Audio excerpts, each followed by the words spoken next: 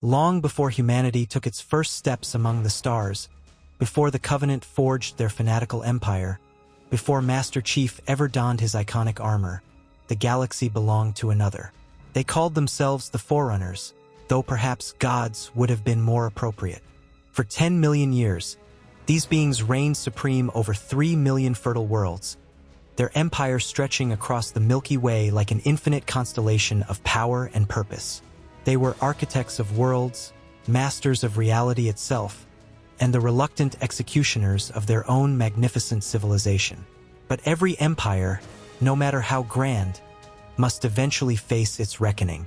And for the Forerunners, that reckoning would come in the form of a parasitic nightmare that would force them to make the most devastating choice in galactic history. 15 million years ago, the Precursors, beings of such advanced technology and consciousness that they seemed to exist beyond the boundaries of normal space and time, seeded the Milky Way with life. Among their many creations were the Forerunners, a bipedal species that evolved on the planet Gibble within the Orion complex. The Forerunners were meant to serve as assistants to their godlike creators, learning at the feet of beings who could manipulate the very fabric of reality through something they called neural physics, a technology that treated the universe itself as a living organism. But ambition is a dangerous thing, even for the chosen. The Forerunners developed rapidly, spreading their civilization across 12 star systems within their home nebula. They looked upon the works of the Precursors and saw not gods to be worshipped, but a destiny to be claimed. When the Forerunners achieved interstellar travel and ventured to the satellite galaxy of Pathkathona, they discovered something that would change everything. The Precursors, these supposedly benevolent creators, had decided that the Forerunners were unworthy. They planned to strip them of the mantle of responsibility, the sacred duty to shepherd and protect all life in the galaxy, and instead pass this honor to another species entirely: humanity. What happened next was perhaps inevitable. 10 million years before the events of the Halo games, the Forerunners rose up against their creators in the largest military campaign the galaxy had ever witnessed. Despite the Precursors being infinitely more advanced, existing at what the Forerunners classified as Tier 0 on the technological achievement scale, the rebellion succeeded. Whether through the Forerunners' cunning, their unexpected ferocity, or perhaps the Precursors' inability to conceive of their own creations turning against them, the result was the same. The Precursors were nearly wiped out, driven to the edge of extinction in both the Milky Way and Pathkathona. But this genocide came at a terrible price. Not in the immediate aftermath, but in what would follow 10 million years later. For some Precursors, rather than face annihilation, chose a different path. They transformed themselves into a powder, a molecular dust that would allow them to regenerate after millions of years in hiding.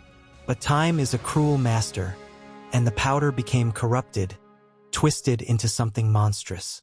From this corruption would eventually arise the Flood, a parasitic horror that would seek vengeance against the Forerunners in ways more terrible than anyone could imagine. With their creators vanquished, the Forerunners claimed the mantle of responsibility for themselves. They restructured their entire society around this sacred duty, creating a rigid caste system they called rates that would define every aspect of their civilization for millions of years to come. At the pinnacle stood the builders, responsible for designing and constructing the massive architectural wonders that would become the Forerunners' legacy. Below them were the miners, who obtained materials and performed stellar engineering. The lifeworkers specialized in biology and medicine, cataloging and studying all forms of life across the galaxy. The warrior servants, despite their crucial role in defending the Empire, were actually considered one of the lower castes, reflecting the Forerunners' philosophical emphasis on peace and preservation over military might. Each Forerunner would undergo physical mutations upon reaching maturity, transforming their bodies to suit their rate.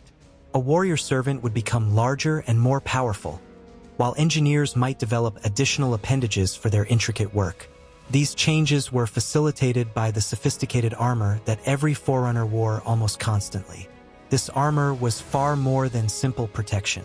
It provided life support, medical care, and direct access to the domain, the massive repository of collective knowledge and experience that served as the cultural heart of Forerunner civilization.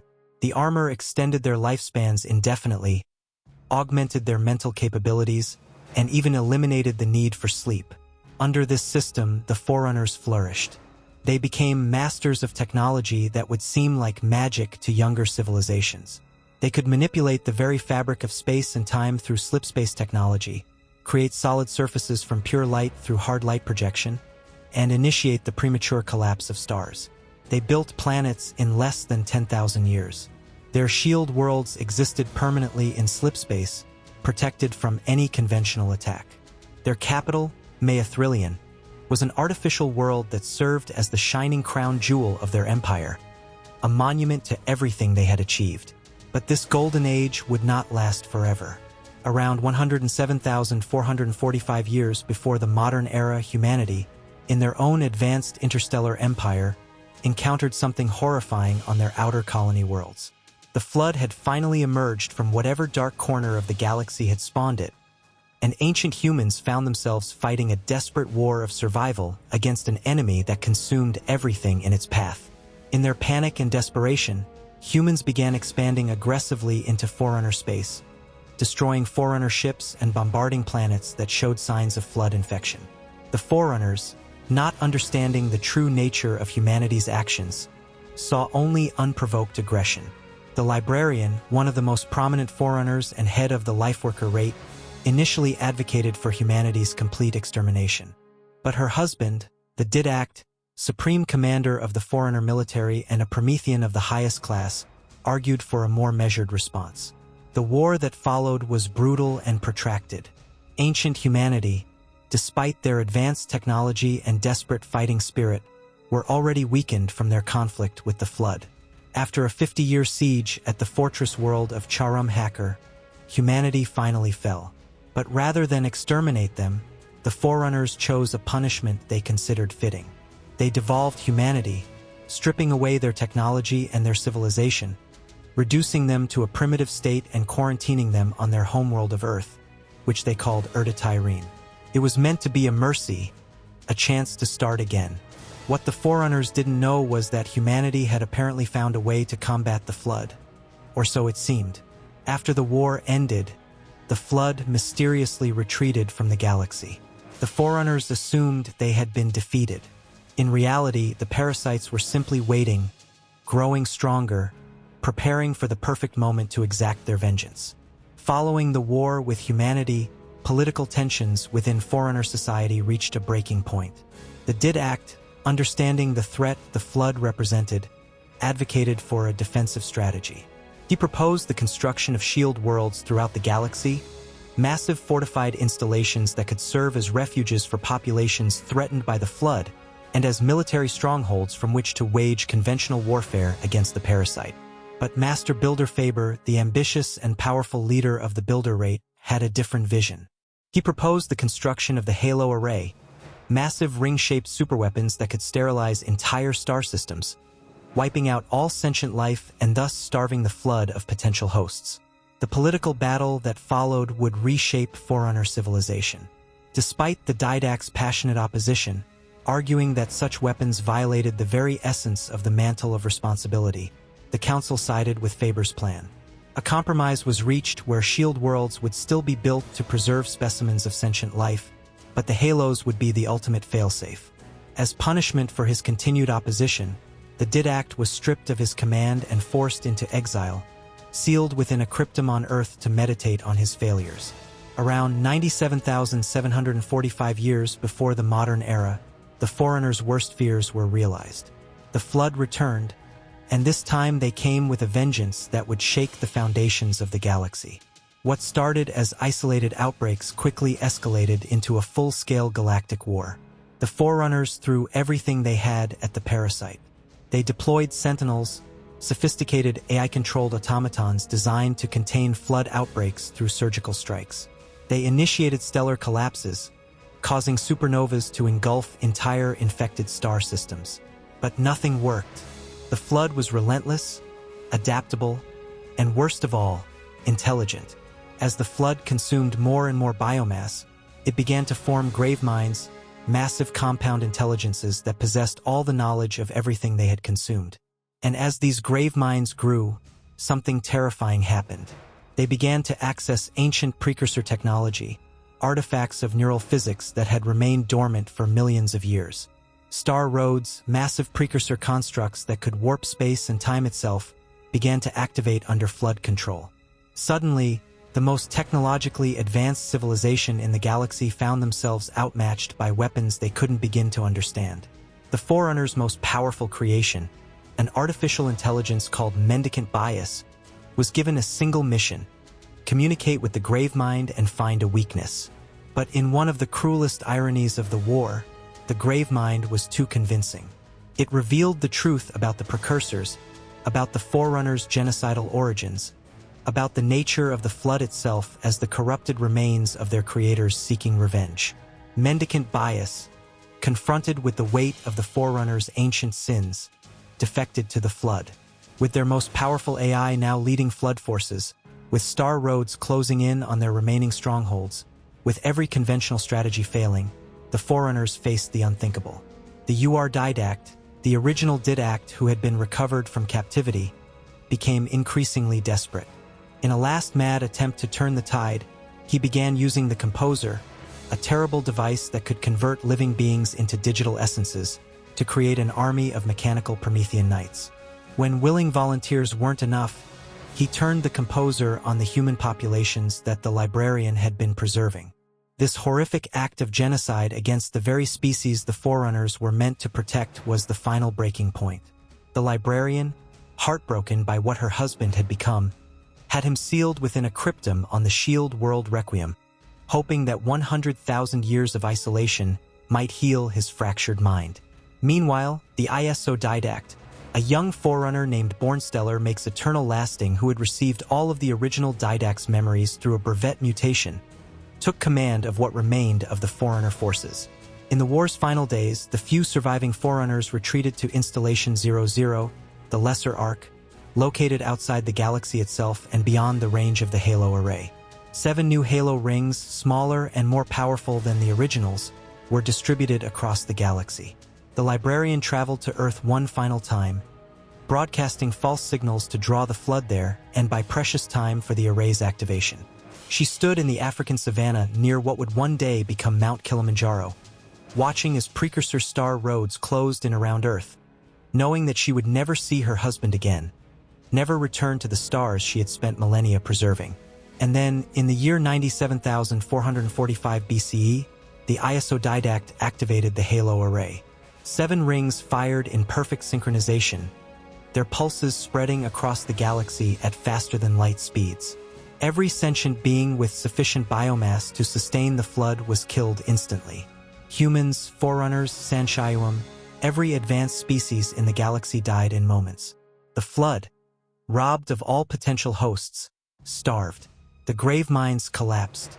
The star roads, products of neural physics like the domain itself, were vaporized by the Halo's energy. But the cost went beyond mere extinction. In the war's final moments, the Gravemind had revealed one last devastating truth. The domain, which the Forerunners had used for millions of years as their repository of knowledge and cultural memory, was itself a precursor creation, built on neural physics. When the Halos fired, they didn't just kill all sentient life. They destroyed 100 billion years of accumulated knowledge, wiping out the entire recorded history and cultural heritage of the Forerunner civilization in an instant. They had, as the Librarian herself realized, killed their own soul. The few Forerunners who survived on the Ark faced a galaxy stripped clean of advanced life. Under the leadership of Chantagreen, the new life-shaper who had received the title from the Librarian before her death, they began the monumental task of reseeding the galaxy. For over a century, they traveled from world to world, returning the species they had preserved to their home planets, giving the galaxy a second chance. But the Forerunners themselves were finished. The Didact, taking his original name of Bornstellar makes eternal lasting, led an expedition to what remained of Maethrillion. There, they confronted Abaddon, a precursor construct that had survived in the ruins, and successfully restored the damaged domain at the cost of one of their own lives. With their final duty complete, the surviving Forerunners chose exile. They left the Milky Way galaxy entirely, journeying to another galaxy where they spread themselves thin, allowing their species to slowly die out over the eons. Before they left, they encoded something crucial into the human genome. The Librarian had spent the last years of her life carefully manipulating human DNA, inserting what she called a HEAs, genetic commands that would lie dormant for 100,000 years. These modifications would allow humans to interface with Forerunner technology, to access their installations, to one day claim the mantle of responsibility that the Forerunners had failed to uphold. Humanity was designated as reclaimers, the true inheritors of the Forerunners' legacy. Thousands of years would pass before other species would begin to discover the remnants of Forerunner civilization. The Sanshayuam and Sangaili, evolving on worlds rich with Forerunner artifacts, would come to worship the ancient builders as gods. Their religious interpretation of Forerunner records would lead to the formation of the Covenant, a theocratic empire built on the fundamental misunderstanding that the Halo rings were instruments of divine transcendence rather than weapons of genocide. The Covenant's search for these sacred rings would eventually lead them to the human colony of Harvest, where their luminaries, stolen Forerunner equipment designed to detect Forerunner technology, identified something shocking. The humans themselves registered as Forerunner artifacts. The prophets, the Covenant's leaders, understood immediately what this meant. If the other Covenant species learned that humanity were the Forerunners' chosen inheritors, the entire power structure of their empire would collapse. So they made a choice. They declared humanity heretics and initiated a campaign of genocidal extermination. And so the Human-Covenant War began, a conflict that would rage for decades and cost billions of human lives. It was a war rooted in ancient history, in choices made millions of years ago by beings who believed they knew what was best for the galaxy. The Forerunners had committed genocide against their creators out of pride and ambition. They had devolved humanity out of misplaced mercy.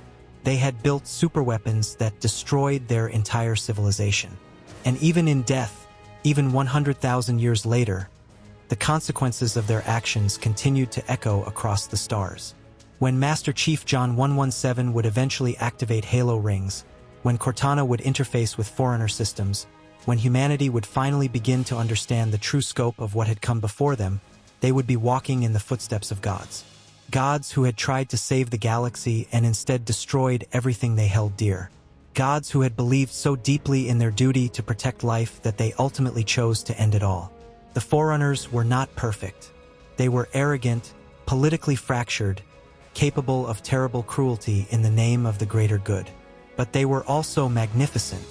They built wonders that would survive for 100,000 years. They preserved life even as they prepared to destroy it.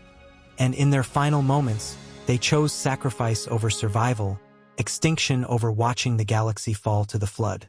Their legacy remains scattered across the stars. On Earth, buried deep beneath African soil, lies a portal to the Arkansas. On Requiem, the Didact slumbers in his cryptum, his madness preserved in stasis. On countless worlds, shield installations and artifacts wait to be discovered. The domain, damaged but recovering, holds the secrets of civilizations long dead. And humanity, walking among the ruins of their predecessors, must decide whether they will learn from the Forerunners' mistakes or repeat them. Because the mantle of responsibility is not just a gift, it's a burden. It's the weight of knowing that your choices will echo across millions of years, that your failures will become someone else's nightmares, that sometimes the only way to save the galaxy is to destroy everything in it. The Forerunners understood this in their final moments. And now, 100,000 years later, it's humanity's turn to shoulder that weight. So if you enjoyed diving into the ancient history of the Halo universe and learning about the civilization that shaped everything that came after, make sure to hit that like button and subscribe if you haven't already. Leave a comment letting me know what aspect of Forerunner lore you found most fascinating. And keep exploring these incredible stories, because in the world of Halo, the past is never truly dead. It's just waiting to be discovered again.